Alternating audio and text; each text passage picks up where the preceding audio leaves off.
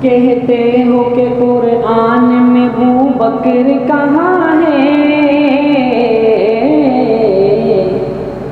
کالے لباس اور کالے دل والا کہتا ہے قرآن میں ابو بکر کہاں ہے۔ اگر قرآن پڑھتا ہے تو اسے پتہ چلتا ہے کہ ابو بکر قرآن میں کہاں ہے، جب پڑھتا ہی نہیں تو کیسے پتہ چلے گا؟ اس کا قرآن تو غار میں ہے، جب وہ غار والے ہے۔ کہتے ہو کہ قرآن میں ابو بکر کہاں ہے، کہتے ہو کہ قرآن میں ابو بکر